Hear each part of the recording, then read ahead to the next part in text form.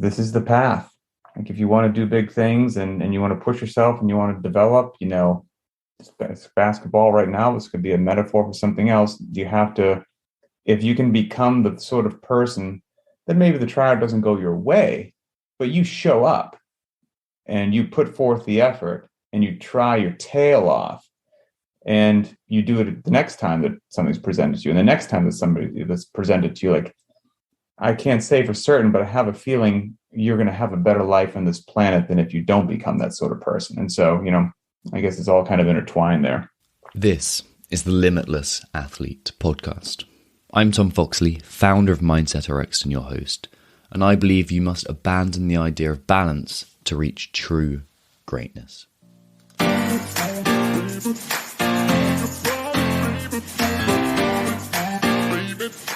I don't know what's going to happen, but I'm willing to work as hard as I can. There is no past, there's no future, there's just this moment right here. If I did that, if I can get through that, come at me. Changing how I saw myself, as a man, not just as an athlete. It's okay that I struggle. It's okay, that's part of the deal. It's how I respond to it. Moderation is for cowards. What holds too many athletes back is the fear of committing to their next level.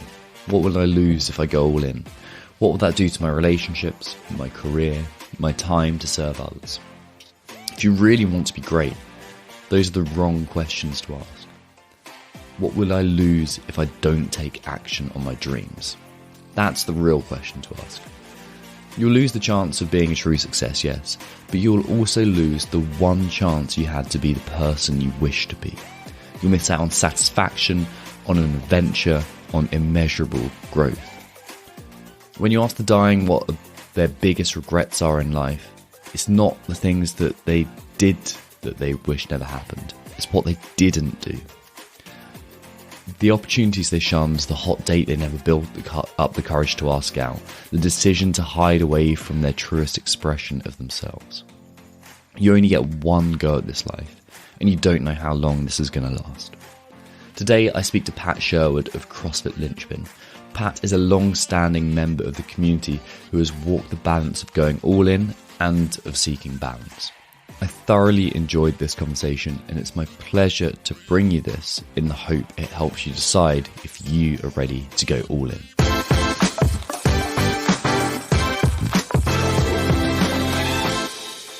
So Pat, welcome to the Limitless Athlete podcast.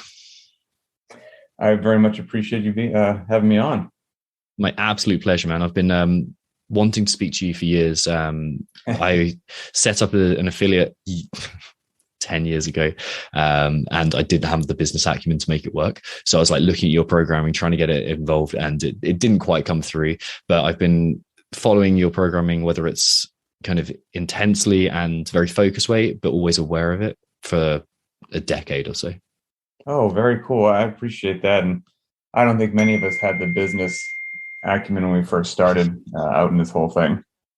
No, it's flying by the seat of your pants thing. Yeah, without a doubt. But hopefully it works out, and hopefully through conversations and podcasts, we can get some folks on a more efficient path and potentially where we started out on. Yeah, exactly, man. So let's. I think the way I want to do this conversation is to start off with how you got to where you are now, do a bit of your story arc, and to kind of discuss the mentality pieces. Let's go before SEALs. Let's go kind of to how old were you when you joined the SEALs, actually? I was, as soon as I graduated college, I was 21. Okay, 21. Who were your mentors up until that point? I don't think I had any, to be quite honest with you. That's why I ended up in the military, because I didn't have any mentors. Oh, I didn't know that you were in the military. Where'd you serve? I was Royal Marines. Oh, very cool. I've crossed paths with some of those individuals, and I've always had good experiences, quite frankly. No, I don't think I had too many mentors. Maybe not in the way that it's used these days. I just think I had one or two worthwhile adults in my life that, maybe now would be characterized as that. But I we don't need to go down a rabbit hole already, but I wouldn't characterize back then a worthwhile adult being a mentor. I would just say if you're a worthwhile adult, you're probably being what a parent is actually supposed to be. Like that's not a mentor. You're actually doing your job, which is to oh, I don't know if you can hear my baby losing her mind in the other room. She must have fallen off the toy or something. My wife's tending to her. But no, it was largely, I guess, if we're talking about positive influences way back then, it was probably my grandfather on my mother's side. Great guy, fantastic human being. And he was in the military, in the Navy during World War II. But that actually didn't shape any like desire for me to go into the military or the Navy, because he never really spoke about it, never glamorized it, never did anything. It was just something that he had done. But yeah, he was probably high on the list. Just a good human being, quite frankly. What does a good human being mean? He just had as vague as it is, like a certain way about him where it was very friendly, very sociable, could get along with everyone, not in a fake way, but he was authentic. Like he was interested in other human beings and genuinely kind, I think, like in his nature, and that came across. But at the same time, could, with me as a child or whatever, if something had to happen, be stern or enforce certain parameters or rules, but in a way that was never more appropriate than it needed to be, or never more stern than it needed to be. Like, always just kind of had the right dosage at the right time. And the overwhelming majority of the time, it was in a discipline or enforcing the rules or keeping kids from being, knuckleheads, could be done in a calm manner that is, more of a conversation than a talking to, which I think is a lost art. Or, maybe, I don't know if he had it, just naturally or whatnot, but he had a good way, whether it was a stressful situation, not a stressful situation. He just seemed to be cool as a cucumber most of the time. We're on to Elegance already. That's where I want to get to. I've spoken, like, the thing that drew me, I think, to your programming and to your thinking is that idea of brutal elegance. And elegance, I found this definition of it, must have been 5-6 years ago, of an apparent, an ingenious or simple problem to an apparently solution to an apparently complex problem. And I was like, yeah, for sure. That's what your grandfather was displaying there. It's like a complex problem. How do you make a kid behave? Yeah. Yep, I would agree. And just, back in the day, simple, humble life, humble everything, and just content, which is a challenging thing for people to be these days, to be content. Yeah, absolutely. And then the obvious question, what was it that really drew you to the military? Maybe I watched too many TV shows, too much of the A-Team and Chuck Norris movies or whatnot, but I, for whatever reason, even from just being a little kid, I knew that I wanted to go in the military, and I had some sort of sense of patriotism or duty or service. I'm not quite sure what the right phraseology would be for that, but it was just inherently, nobody put it in there. It was just something that I kind of felt like I always knew that I was going to go in the military and do my time. And we did play, games that would be wildly inappropriate, these days, especially in America in 2020. We would play, games just called guns, and we'd play guns, and everybody had, their favorite, toy or plastic gun that was so realistic you could have gone and held up a convenience store with it. And we just, ran around in the woods, and everyone just played, guns all day long. And so I don't know if that got into my head a little bit as well. But I was like, yeah, I'm going to go in, going to do my time. And as it approached, from grade school to middle school, the idea of what I wanted to do maybe started to crystallize a little bit more. And I started to do a bit of research back then. And of course, this is, as I graduated college in 97, so I was in high school in the early 90s. And so there was nowhere near as many resources available to just at your fingertips on your smartphone to just research things. So it was very hard to find out anything about certain areas. I just started researching the 4 branches in the U.S., the Air Force, Army, Marines, and the Navy. And then in that research, I found out that each one kind of had a special operations or a special warfare section. I was like, oh, that's interesting. So I started reading about each different branch's selection process and where that led. And I had no particular allegiance to any of them. I just knew this one to go in. And then when I read the Navy one about buds and the teams and SEALs and all that, it just seemed over the top more challenging than any of the others, like almost inappropriately so. And I was like, well, I don't know if I'm going to do it. I guess I might as well try that one. And I mean, the decision was quite frankly that simple. And I wasn't an athletic kid. I was a pudgy, little bit overweight kid, not any sort of specimen by any stretch of the imagination. And so it seemed like one heck of a challenge and one heck of a bar to reach, that if I could do that, then wow, I must have actually done something right. And that's kind of how it was. And I decided that was the one that I wanted to do, going the Navy route as a sophomore in high school. And then, focused on that the rest of high school and then the 4 years of college. What do you think it is about that? This is the most difficult thing that I can think of doing that drives people. I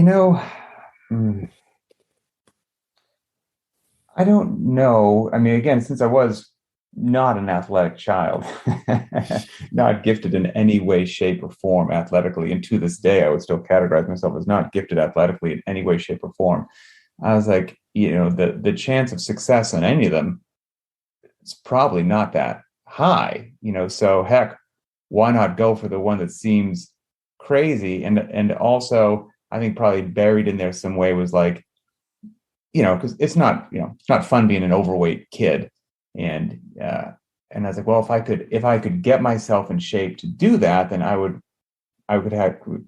should just be happy with where I'm at. And I'm obviously good to go physically and athletically and all that. And, that would be the icing on the cake. So I think that helped make the decision. And then I started reading, and I don't know which came first or second, but I started reading books, any book I could get my hands on about SEALs. And most of the books back then, in that decade anyway, was about SEALs exploits in Vietnam. So I just started reading up as much as I could about old school SEALs and UDT and things like that in Vietnam. And that just solidified that was the course and the group that I wanted to be a part of. And it seemed outrageous. The 2 things that I wanted to be when I was a kid, and everyone always laughs about this, my 2 things that I wanted to be was either a SEAL or an astronaut. Those are the 2 things.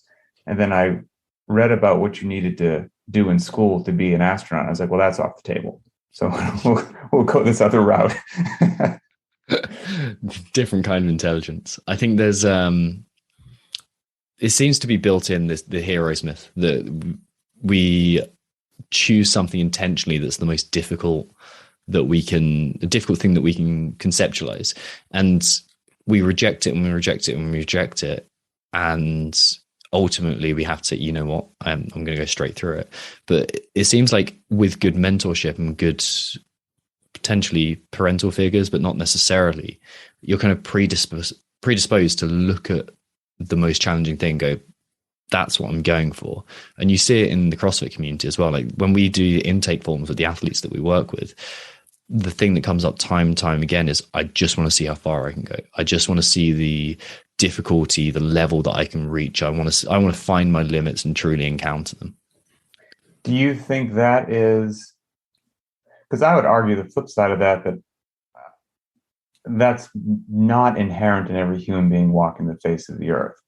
There's a lot of people, and maybe that's something of, I don't know if it's certain age range or youth or friend circles or where you grew up or whatnot, because there's plenty of people, I would say, that don't challenge themselves out of whatever reason. They stay in their comfortable little bubble. And whether that's at work, social settings, taking a business risk, like whatever it is, if they identify it as a challenge, they take a step back, not a step forward. And so I guess an interesting question would be, those people that you seem to have seeing that on the intake form, is that somehow are those people just showing up to you pre-selected in some sort of manner, and are you getting an inappropriate potential percentage of what part of the human population loves to just run headfirst into a challenge?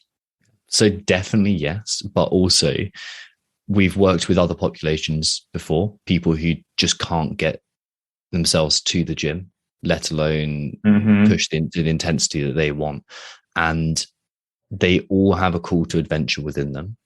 It's about identifying that. And then we get into more complex things like self-trust, self-worth, confidence, belief, like all these kind of more challenging issues that are the kind of the true root of it. And it's like they're not going towards that call to adventure, not because they're not going towards it because they don't trust themselves. It's a self-relationship thing. And if they're put in an environment which is more conducive to that, and they are shown and reflected their beliefs, we find that that's when they create a change, and that's where they went towards difficulty. So would it be an oversimplification to say that most people do have that call to adventure, but they're scared to pursue it for whatever number of reasons, lack of confidence, lack of something else, but there's some sort of barrier, but most people you feel do have that call? Well, why do we resonate with stories? They're all the hero's journey at some point and to some level, and they reflect. Nobody likes a boring story. Exactly. And there's a point within King Arthur's Round Table where he's looking around at his knights, and he says, in order to find the Holy Grail, which is obviously a reflection of what you prioritize most in your life, you've got to enter the woods at the darkest point to you. Sure. Yeah, and you've got to find your limits, your difficulty, and it's that call to adventure again, and that is where I need to go, not that is what I need to avoid. Yeah, no, I agree with that, and it's always dangerous to be an N of one and use your singular life experience as a reflection of what's going on in the greater whole. But that would certainly ring true a lot of times in my life as well, as saying yes to those things, or accepting the challenge, or doing whatever it is that happened to make you nervous.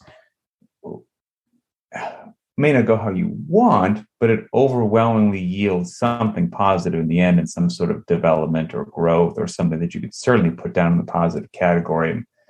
And those are things even to this day, like I'm trying to instill in our boys. I mean, they just had like some basketball tryouts over the weekend, and there's going to be hundreds of kids there.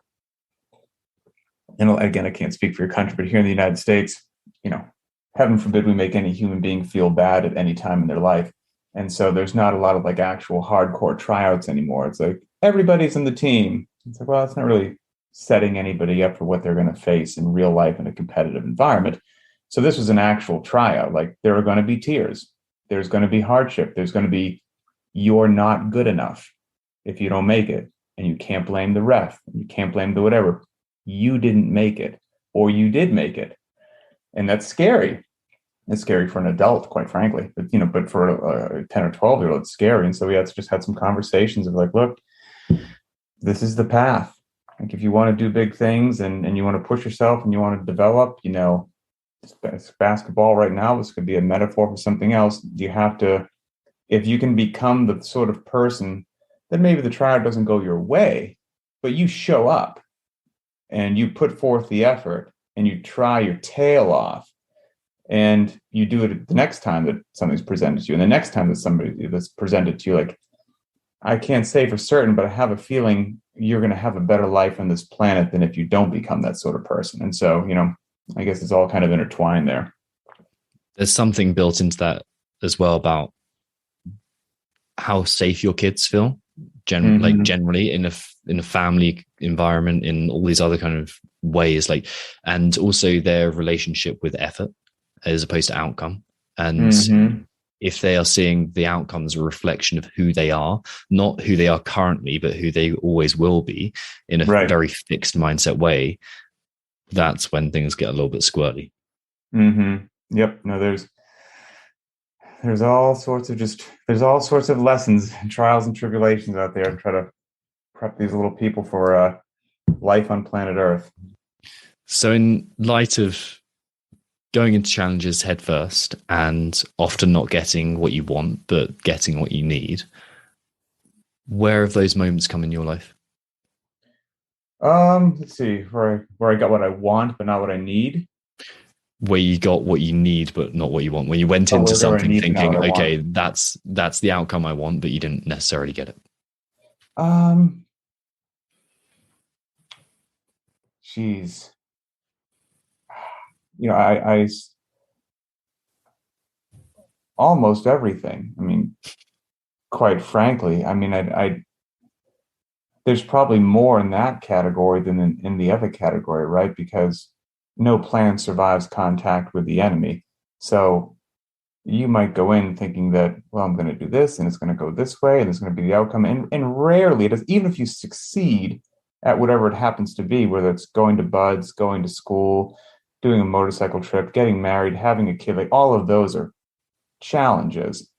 And even if you came out on the other side, I bet it didn't go precisely how you thought it was going to go, especially if it was actually a truly arduous, difficult, lofty deal. Like there's just going to be so many nooks and crannies and twists and turns that are unforeseen. You're going to get knocked down and go back up, but you come back out at the end, um, and you're better for it. And I like I said, I would put almost anything into that category. My time in the military didn't go how I thought it was going to be. I've got 3 kids. That's a whole heck of a lot tougher than I ever thought it was going to be. And whatever romanticized view I had of what that's not reality either. Like that's different as well. Like everything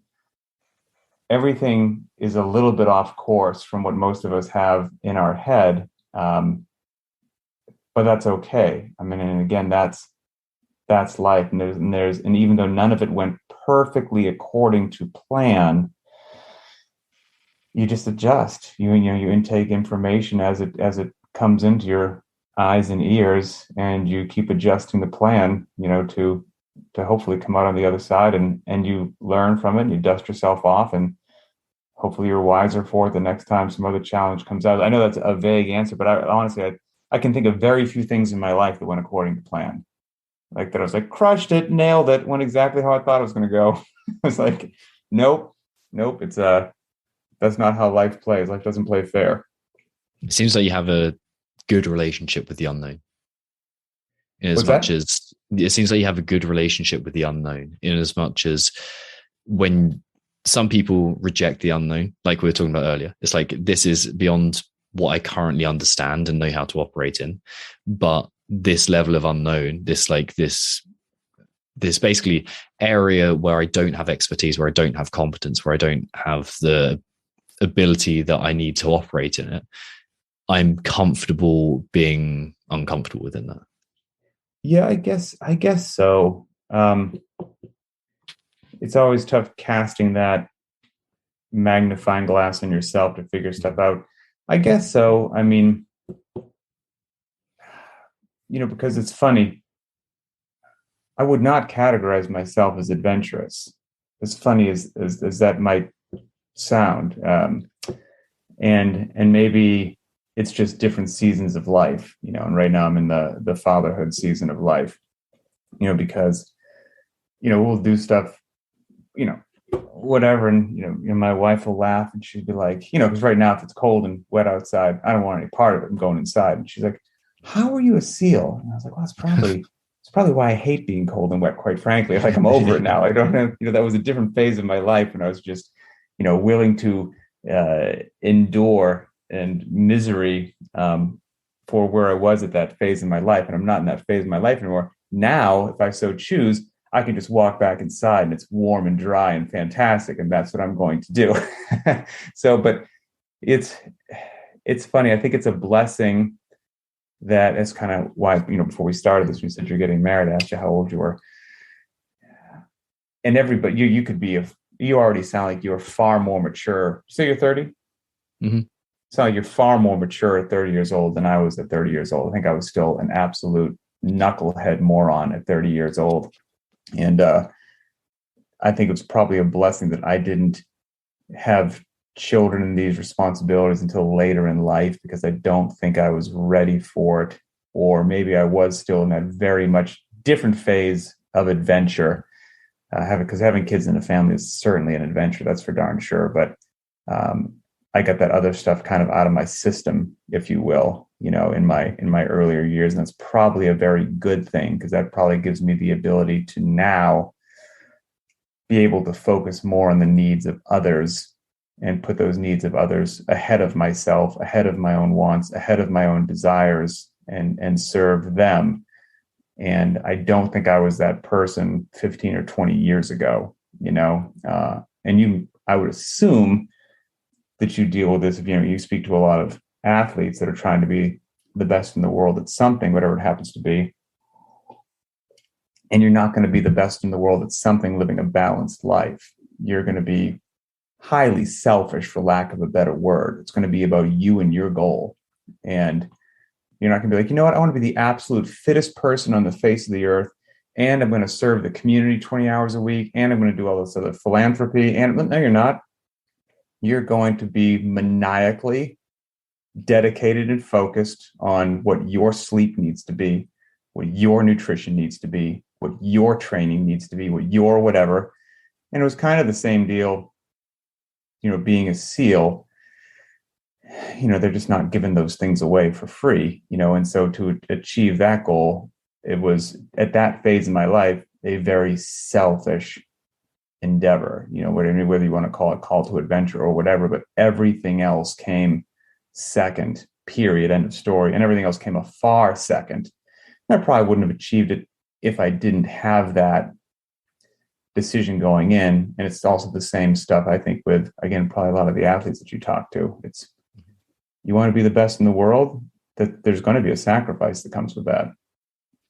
What was the turning point where you considered balance or a more balanced life as an objective that was worth pursuing? Geez. I just think, again, I'm not lying. I look back at where I was even at 30 years old, and I shake my head. I'm like, you were just a late bloomer, Pat. It took you so long just to pull your head Isn't out. that the purpose of life? To look back and think, oh man, I've come so far since then. Goodness. So, there's a couple great phrases. I remember who has credit for them, but one of them is like, if you're the same person that you were 10 years ago, you've wasted a decade, And I don't know what it was, the turning point. I got hurt in the military. And so that, what I thought, again, no plan survives contact with the enemy, what I thought as a young man was going to be, I'm going to do my 20 years in the Navy. I'm going to have this, glorious career, and I'll, retire at 20 years plus, and et cetera, et cetera. And then I went in there, broke my pelvis, and that was basically that, and that was not going to do that job anymore. And so that was a hard left turn, that life threw at me. And so that made me kind of change my focus a little bit for a while. And then, stumbled into CrossFit, did that for a bit, but I don't think I really started trying to find more balance until I started to work on myself. And I don't know why I just started to do that one time. I don't know if I just one year decided, well, you should probably grow up or mature a little bit and start just doing some worthwhile reading or podcasts, where it happened to be, which got me thinking about what other people have done on this planet, how they conducted themselves, integrity, values, morals, things of that nature. What's the legacy that you're leaving behind and all that. And that probably was one of the larger turning points that kind of changed my mindset a little bit, or changed my priorities, should I say. And again, luckily, I got a lot of that other stuff, out of my system when I was younger. So how did you break your pelvis?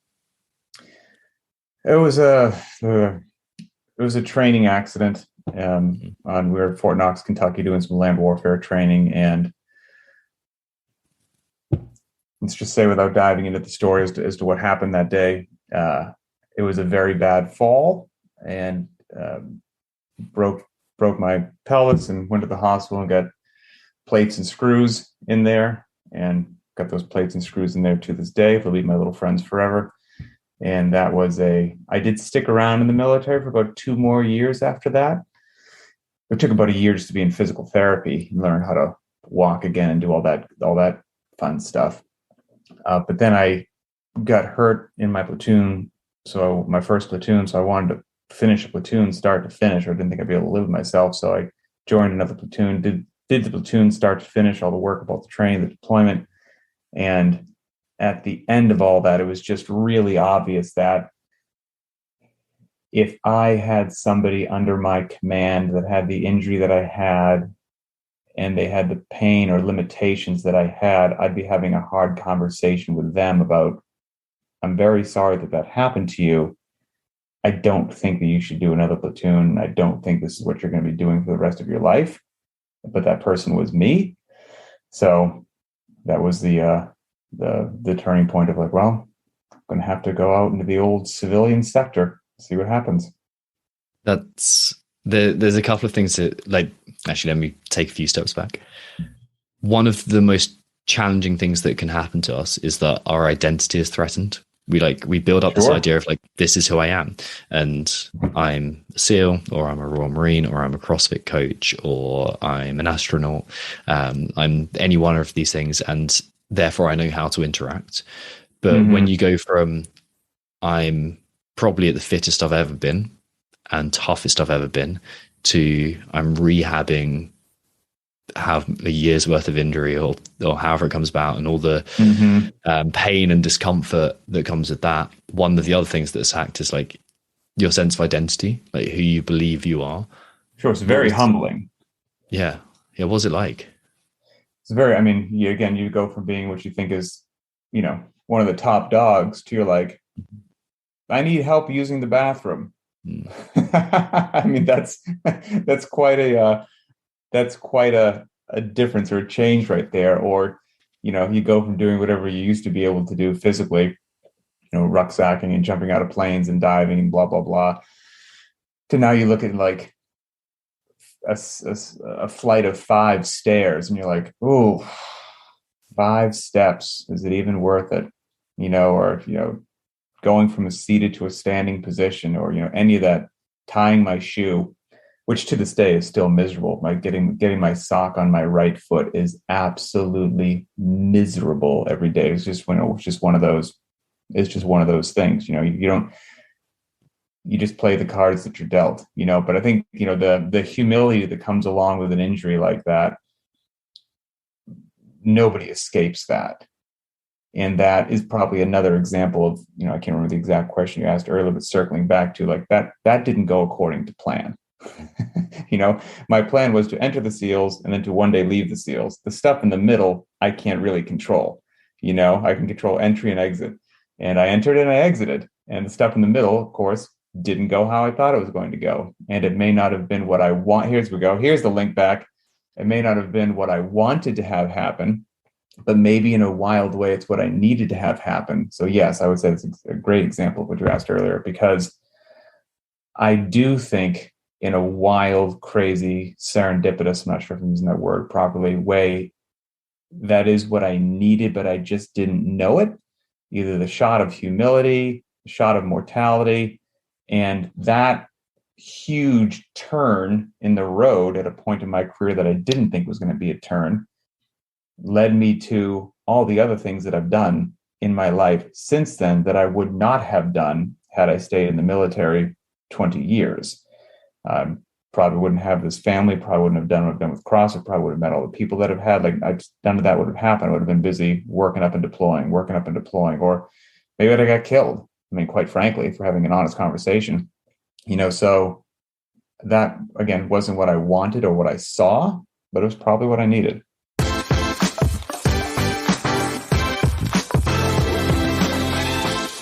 Hey, if you're enjoying this episode, chances are you'll enjoy our free ebook, How to Stop Substandard Self-Critical Plateaus and Unleash Your Potential. It's a step-by-step guide to finding your mojo again and getting back to the athlete you know you can be. It's free. You just have to stick your email address in and download it. To find it, head to mindsetrxd.com/ebook. That's mindsetrxd.com/ebook. Now, let's get on with the show.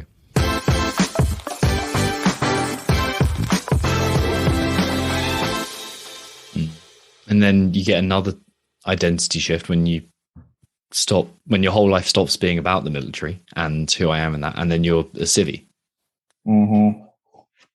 Although I resisted for a while, I got out and I didn't know what I wanted to or what to do because I was not a great student in college. Didn't have to have like some highly sought after degree that companies were just going to be beating down my door for. So I went out and all I knew how to do was carry a gun, and so I did contract work overseas in Iraq and Afghanistan for a few years, for some government agencies. And that was all right. It was cool. It was fun for a while. At that phase in my life, I would describe it as fun. Wouldn't describe it in this phase of my life as fun. But then, we used to have conversations over there with like, this isn't something you're going to do your whole life. Like we're doing it now at this time in our life where we have nothing to lose and we have no families, and like you can take huge, massive risks, but this isn't going to be a forever thing. And you can't spend your money if you're dead, even contracting, paid decently. So what's next? And so I stopped doing that after a few years, even though I didn't really have a plan of what I was going to do next.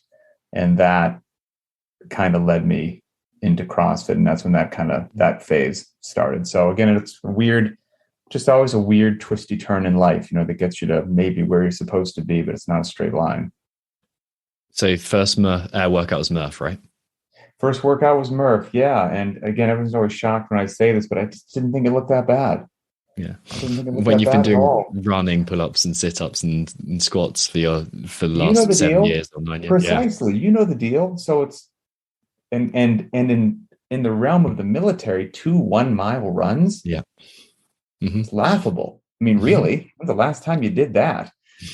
And we did tons of pull-ups and push-ups. I mean, just my goodness. The only thing we didn't really do is squats, air squats. I didn't do that. So I was like, all right, well, one part of this workout I'm not familiar with, but can't be that hard, can it?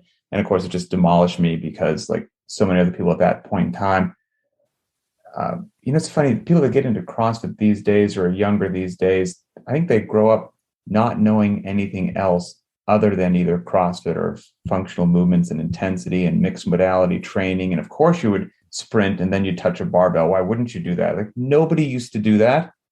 That was not a thing. Period. End of story. You split things up. You would do your run and then later on you'd go to the gym and lift and you'd take a minute between each set of bench press and you wouldn't do anything. Like there was no mixing of things. And so to go from running to pull-ups to push-ups to squats and back and forth, like it just demolished me because even though I had exposure to all of those things, I had exposure to them in separate, isolated experiences smashed together, which is, again, classic CrossFit methodology, right? If you think you're going to do your lifting on one part of the day and your cardio on another part of the day, and you think you're going to be able to do lifting and cardio together magically, it ain't going to happen. And I was living proof of that. I imploded. That's what we want. And again, the decision to go further into that after encountering your limits is what sets some people up. I guess so. I mean, my simple reptilian brain, and especially as like a former team guy, I was just like, I thought I was in really good shape, and I was compared to the average population, but just probably not Greg Edmondson at that time or some other monster who was doing CrossFit. And at the end of that workout, I just thought to myself, if there are people out there who are good at this, I'm not, that's not acceptable. I need to be one of them, or else they're going to make me look silly. And it was just that simple of a decision for me. It's like, this is not acceptable. And that was proof positive. Regardless of my emotions, the factual data that I saw at that time was my training fell apart. You can feel however you want to feel, but it was plainly obvious, and that was not acceptable. So time to rewrite the plan, right? You get more input, you get more data, you learn from it, and then you make a little rudder adjustment. So I'm glad you brought up emotions there, because I wanted to get to this topic at some point. When you're thinking about programming, how much are you thinking about the subjective and how much are you thinking about training energy systems and the more quantifiable measures? When you say subjective, what do you mean? Give an example. What kind of feeling am I going to have for that? Because people have different intensities and are more accessible to different elements. Like, say, some people have trained what we like to call interoception, so the ability to feel what's going on inside you. They're very aware of that. Some people shut it off. Some people are very aware of their thoughts, or they're overthinkers. Some people are highly aware of their emotions. So a blend of those three.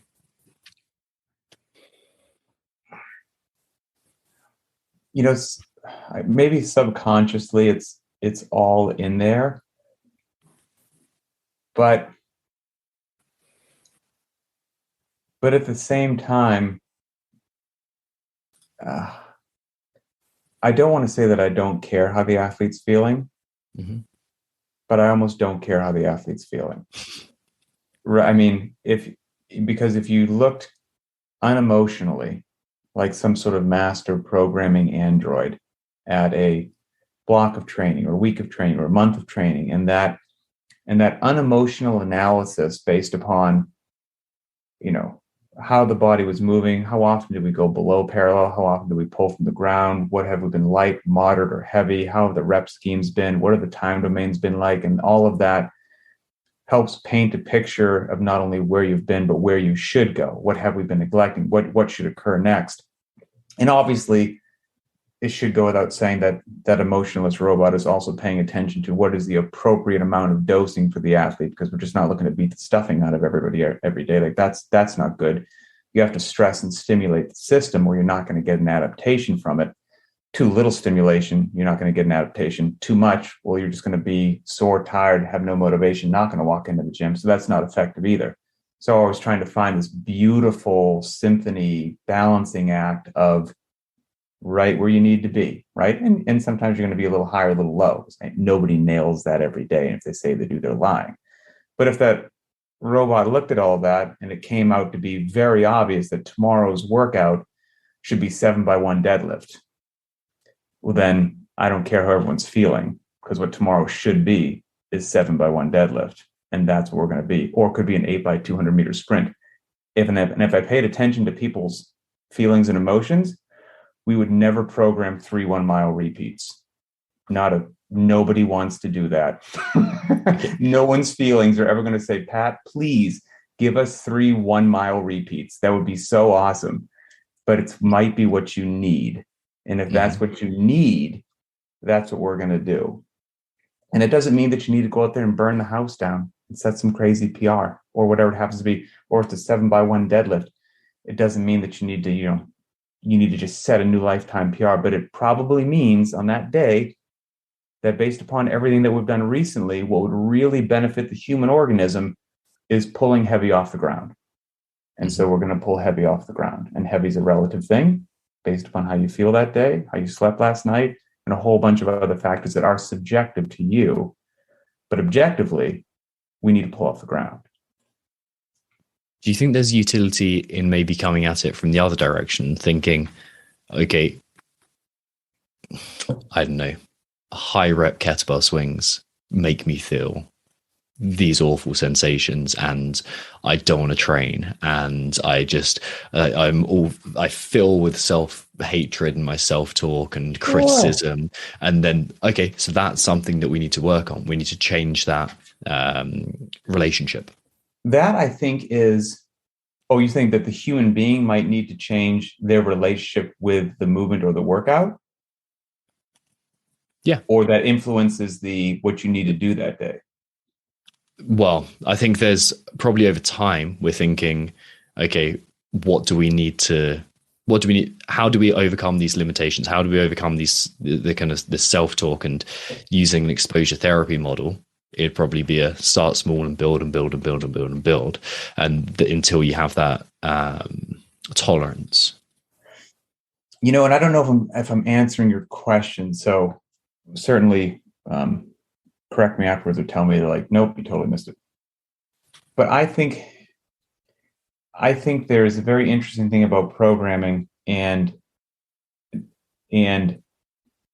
using the programming. Okay, because if you created, not that this is possible, literally the world's most perfect programming. It was unquestionable. You had a bunch of just scientists in lab coats, and they're just checking out your, metabolic pathways. You're like, it's just nailed it. It's just perfect. My goodness, and everything like it's amazing. And then you give it to 100 people. Well, the mere fact that you're giving it to 100 people, those are 100 different people, 100 different lives, 100 different ranges of emotions, 100 different sleep patterns, 100 different responsibilities, stress levels. Everyone's hamstrings are a bit of a different degree of soreness after the sprints, even though everyone's are sore. Some people are just super tight in their shoulders. Other people aren't tight in their shoulders. Like, you have the whole spectrum. So what I think is, there's the journey of the programmer to become a better programmer, and that's never going to stop. And then as far as I'm concerned, and I try to be really big on this with Linchpin, is the journey of the athlete as well that's using it and applying it to their daily life.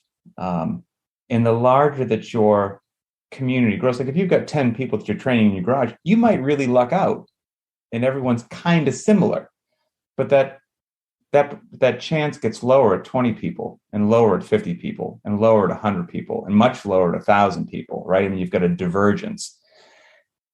There's what I think is a very important area is the individual athlete's continual evolution and understanding of how to apply the CrossFit methodology to their life. And whether that's my programming or anyone's programming, whatever it happens to be, is true. This got programmed on this day because it makes logical sense as to why we should do it. However, I'm feeling this on this particular day, and that could mean a range of things. It could just mean, you know what, whatever, we're going to do grace, 30 clean jerks of time. That's what we're going to do. And it could just be, then, you know what, yes, I know it's what we're supposed to do, but I know grace is like a short and sharp workout, and I'm just not feeling fire today. So is today's workout a failure? No. You're doing grace at 70%. Is still doing a wonderful functional movement, taking an object from the ground. You've got an explosive hip opening. You're getting it overhead. There's midline stabilization. Your brain's involved. Your lungs are going on. Who cares if you PR or not? Who cares? You did something meaningful and worthwhile, and just slowing. I think a lot of the dread that can come from CrossFit is, you know how it feels to try to PR Fran or Helen. And it's a unique human being that wants to feel like their entire body is on fire. It's a unique human being, and most people don't want to do that every day, especially if you're a regular person. And so just ratchet it down a bit. I mean, a lot of times it's the intensity that is just, do a casual grace.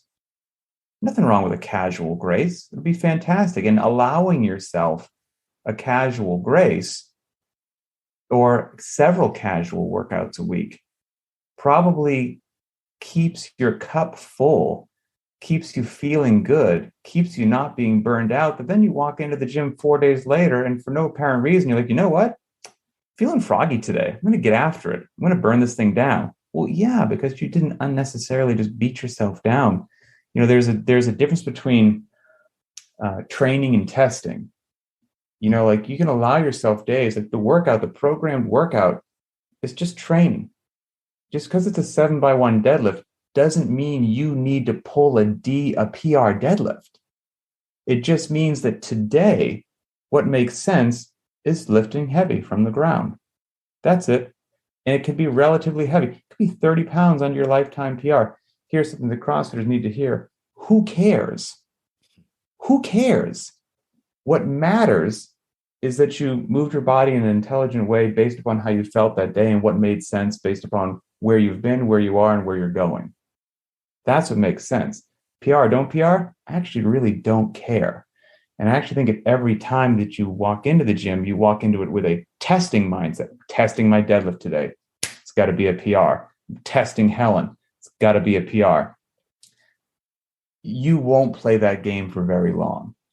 You will burn out. It's not sustainable. If you're a super amazing cyborg, well, you'll pull it off for longer than most, but you will hit the brick wall at some point in time, be it physically, mentally, emotionally, or all three. And so, again, the programming is one thing, but the continual education of the athlete to let them know that it's okay to make these decisions. It's okay to modulate your intensity. It's okay to feel a certain way and just realize that you don't have to run the clock today. Again, almost heresy in the CrossFit world. Don't run the clock. Just go do Helen at whatever pace you feel like it, and you'll have no idea what your time was. And if that's what you need today to be a happy camper in the gym, and that keeps you showing up tomorrow, that's a fantastic thing. And it took me a long time to realize that, because I used to be like, it's an all or nothing. It's a letter of the law, nothing. And that's not sustainable. It's not going to treat people well in the long run. And so all these conversations about modulating intensity, giving yourself grace, allowing yourself to really take rest days, not running the clock if you need to, training versus testing, all of these things allow the individual athlete to apply themselves properly to whatever the workout of the day has to be. And then also a continual education about scaling and modifying workouts and how wonderful and beautiful and effective and important that is. If the workout of the day is grace, I don't go overhead that frequently because I've got terrible shoulders from military and motorcycle wrecks and things like that. And so there's a very low chance that going overhead is going to feel good for me. The workout of the day is grace. I might set the barbell at 135 pounds, pull out a little flat bench, get a pair of 50-pound dumbbells, and then I'll just do 30 power cleans, and then I'll walk over to the bench and do 30 dumbbell bench press. And so I got in some power cleans, but instead of going from the front rack to overhead, I still get in my pressing. I just didn't press overhead. I pressed in a different direction that didn't cause me joint pain. And it's not the exact same, but it's 100% close enough. Instead of me trying to force myself to do precisely what the workout was today, because it's that or nothing. And now my neck and shoulders feel terrible, and I overarched my back to get this bar overhead, but heck, the workout of the day was great, so I had to do it. That evolution and that more nuanced understanding of how to apply the programming to your life and that it's okay, all of that is wrapped in my opinion, to programming and to managing a community and to educating athletes so that they're not just doing this stuff 1 year from now, but they're still doing it a decade from now.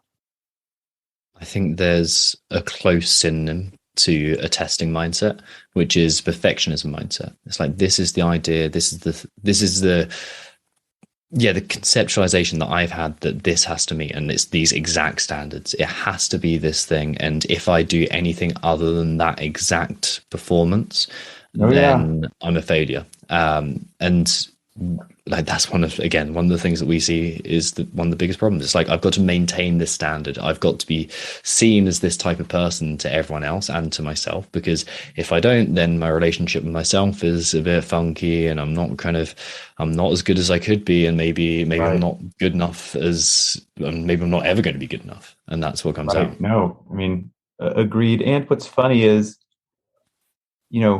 you could probably list more of these than I could, since this is kind of your world, but how many factors go into a performance, right? From the obvious ones of sleep, nutrition, stress, recovery, to all the more subjective ones of how you're feeling, emotional, family and friends interactions. I mean, all of those are massive, massive factors that affect the human creature. And they all change each day. They all fluctuate. Sleep's a little different. Nutrition's a little different. Everything's a little different every single solitary day. And so let's just say there are 50 of those factors. And the 51st factor is 7x1 deadlift. So now this 7x1 deadlift comes up 1 month later. Well, the only factor, now I know you've been working out another month. You should say, well, I've been working out another month. I should be stronger. It should go well. Maybe, but you've got 51 factors, one of them being the actual workout. That's the same. The other 50 are different. How in the world do you expect the same outcome? If 50 out of 51 factors are different, it has to be the same or better. Maybe, but I think that's an unrealistic deal. The only thing that's the same is the workout. Arguably, everything else is a little bit different. Maybe better. Could be for the better. But you might have had a terrible week at work. stressed out the whole time. You've been in a foul mood and sleep's been affected. And now it's the deadlift again. If you PR, great, count yourself lucky. But if you go in thinking that has to happen, I don't think you're going to have a pleasant experience with CrossFit for very long. Yeah, you can only control so much. And it's essentially your effort. And that's pretty much it. And some days 100% effort doesn't look like 100% effort the other days. And that's why focusing on effort over outcome is, I think, maybe the only way to do it. Like, sure, the outcome's important. It guides you. Like, am I progressing or regressing? But am I putting full effort? That's what gets you that progress if you're in the right conditions. Showing up, a lot happens when you just show up. And if you have to modify it a little bit, you hold back a little bit, or like I said, I'm going to do dumbbell bench press instead of going overhead, like, you show up. And if you show up every day, you keep putting another brick in the wall and you're building the wall again and again and again, like, you're going to have a solid wall after a while. You know, you don't have, so yeah, it's an interesting deal. I was reading an article that you put together with Morning Chalk Up, 21 pitfalls to avoid. And like the ones like we've spoken about, like doing too much jump volume, I think that's a key one. And again, like from a mindset perspective, I'm thinking, okay, that stems from fear of not being good enough, not valuing yourself. Like if more work equates to more progress and more self-worth, and there's things in there like intensity was spoken about, rest days, and then we get down to the bottom, and there's a few things around like sprinting and scaling, which again really important. But the two pieces that because they align to my personal interest that peak them, you link your performance in a workout to your worth, and you're comparing yourself unnecessarily. When did you begin thinking about pitfalls in fitness in those kind of terms? I don't think I've had any actual like really creative original thoughts, ever in my life. I think I've just been lucky and fortunate enough to be in various occupations or whatnot that I had the benefit of interacting with a huge number of people that were probably sharper than me. And I just kept my eyes and ears open and tried to pay attention to what seemed to be commonalities among various things. And so I think just after, even just doing like level 1 seminars, I mean, I did a couple hundred level 1 seminars. There's 50 people at each one of those. That's 10,000 people all around the world hearing all their different stories. And if you're everywhere from Asia to Australia to Germany to Tennessee to Canada, and people are expressing the same highs, the same lows, the same struggles, and you have to think those are relatively universal. They're not just culturally or specific to that geographical region, so there must be something to it. And then, you train older athletes, you train younger athletes, and you even hear some common things there. You talk to games athletes, you hear common things there. And it's like, okay, these must actually be some things, and one of them is like, that comparison is the thief of joy, or linking your self-worth to your workout times. Like that doesn't just happen to some games champion.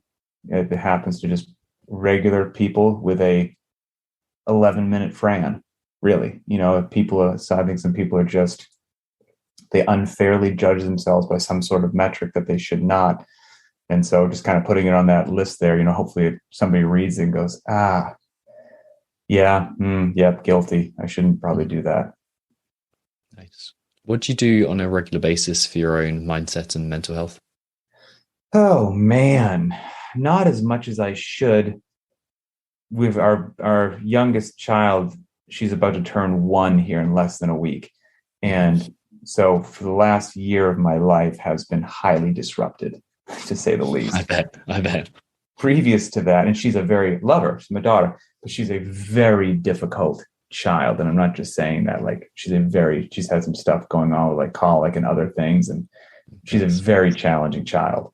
And so it's been very, very, very, put 20 more berries in there if that would make me sound intelligent, very time consuming, which almost links back to something that we said earlier. If I'd had this child earlier in my life, I probably would have jumped up a bridge by now, because anything that I want to do, I don't do anymore with regards to leisure. Ask me if I've seen a movie, the latest TV series, a Netflix series. I have not. The answer is I have not. Who's going to the games, what just happened in quarterfinals? I have no idea. It beats me. Like I don't have that. That time has just poof vanished from my life. It's work, it's family, and that's about it. And other than that, it's try to squeeze in a workout. Now, we've got 2 other kids who are 10 and 12, so they're relatively a little more self-sufficient. Previous to our daughter, I was quite dedicated to just, even on a tough day, I'd read 10 pages a day. Just every single day, read 10 pages a day. I've been doing that for years and years and years. And generally nonfiction was something that hopefully would stimulate my brain and get me thinking about something worthwhile that I would walk away a better human being from. And that was probably the biggest single thing. And then, it could be various podcasts, whatnot, but the daily reading, that's been around forever. And I miss it greatly. I haven't been able to do the 10 pages in a while. I guess I could get up earlier and do it right now, but we're not exactly getting a bunch of sleep either with the baby. And so it's this juggling act of, you can't have it all. So I'm just at a phase in my life right now that's challenging. It will come back eventually, maybe this year, maybe when she's 2. I don't know. And I can't wait because I do miss it so much. But other than that, and this has been good proof of concept with this young girl in our life right now, is even as crazy, hectic, whirlwind, chaotic as some of the days are, I still managed to get in probably 99% of all my workouts. Or I'll sprint into the garage and do it. And that is the biggest thing for my sanity, probably. Like, I don't really care if I PR my back squat or Fran right now, this phase of my life. Like, getting in there, moving my body as both something which is good for my longevity so that I can play with my kids and be active for years and years and years and be a fantastic grandparent one day and all that good stuff. That's why I walk into the gym. But then also for just the pressure release, mental stress of the day, just to get a flood and cascade of hormones going. You're like, didn't want to walk in here. Actually didn't want to walk in here at all. Glad I did. And, talking the talk and walking the walk. A lot of times when I walk into the gym, it's going to not maybe look exactly like the workout of the day did, because if I get an hour, great. I can go in there and actually really do a 5x5 back squat, because it takes time to really warm up and build up your working sets to get your working weight and take 3 to 5 minutes rest between each. Like, it takes a full hour. I might only have 25 or 30 minutes, so that ain't going to happen. And so I have to actually be okay with coming as close to it as I can, replicating the stimulus as best as I can, and knowing that that's okay for that day. And so I've been putting my money where my mouth is this last year for sure. Nice. What books in those 10 pages a day have been most or provide the biggest shifts for you? I probably should have known that you were going to ask that. I've got a bookshelf right there that I'm looking at. Let me look. Another good way to come at this is what books have you gifted most to other people? Let's see. This one. This is probably identify me as a nerd.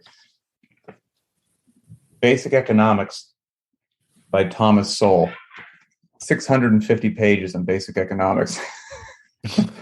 And that's the one you've gifted most. Well, I'm a huge Thomas Sowell fan. Yeah. He speaks on the economy and all kinds of other things. And this is a fantastic book. Another one. There was one. Where was? Hold on. I got a Nelson Mandela book right there. I got Atomic Habits. I've got some Malcolm Gladwell stuff happening. All just really good, thought-provoking stuff. But yeah, anything by Thomas Sowell, you can't go wrong. And Malcolm Gladwell as well, I really appreciate. There's one I'm trying to figure out, but I can't. It's from Frankl. What's the book that Viktor Frankl wrote? That's such a meeting. Yeah. Yes, thank you. It was escaping me for right now. That was. If that doesn't get you thinking, I don't know what will. Yeah. Yeah. Say that again. Right. So things like that. There's that fantastic book from Shackleton, Endurance. That was really good. The Boys in the Boat. I can't remember who wrote that right now, but that was a fantastic book. So It's just you're getting me nostalgic now. I used to just love getting up in the morning, cup of coffee, quiet house, read the 10 pages. It was a fantastic way to start the day. It will come back, and I will appreciate it all the more. Maybe the approach is the same way that you're approaching training, with a 1 page, not 10 pages. Potentially, yeah, potentially. So it's again, you do what you got to do when you're in. Sometimes you don't get to choose your hand; you play the hand you're dealt. Yeah, priorities shift. I've been experiencing that too. I'm going to let you get on with your day. By the way, basic economics has been recommended 5 more times on this podcast. No, it hasn't really. I was going to say, that's amazing. That's the first time we've had that. Yeah, it's I am very much a closet nerd. There's a lot of great stuff out there that we weren't taught in school. And well, I don't want to prolong the podcast, but Thomas Sowell has this great quote that basically says, it takes a great deal of knowledge just to realize your own ignorance. Like you just have to figure yourself up first and you're like, oh, right. I've been running my mouth about that for a long time. I didn't quite know what I was talking about. And that book on economics was very eye-opening. That's just basic. That's not advanced, just basic economics. And, everyone's got an opinion on what should happen with the economy, what the government's doing right or wrong. And, everyone just pipes up on Facebook or Twitter or something. And I've got an opinion as well. And then I read that book and I was like, oh, that's how those systems work. Wish I'd have known that before I just ran my mouth like an expert for years. So there's some good stuff out there. All right, I'm definitely going to check that out. That's something that's going to go on my Amazon wish list, and it will be purchased in the next few months. So looking forward to that. Maybe I can take that on my honeymoon, although maybe not. I could be weird. You could be like, why did you recommend this? You have to let me know. No, I'm looking forward to getting to that. I try and read at least one book that everyone recommends. At least start it anyway. That's going to be my number one. Then we'll force you to do it. Nice one. I'll let you know how it gets on. I appreciate it. Thank you so much. Where can people find out a bit more about Linchpin and your work and follow you a bit more? The website is just CrossFitLinchpin.com. Instagram's CrossFit Linchpin. My personal Instagram is Sherwood215. It's profoundly boring, I'll tell you that. Not an amazing follow, but that's about it. I think people can track me down there. Awesome, man. Thank you so much for your time. Yeah, you got it. Thanks again.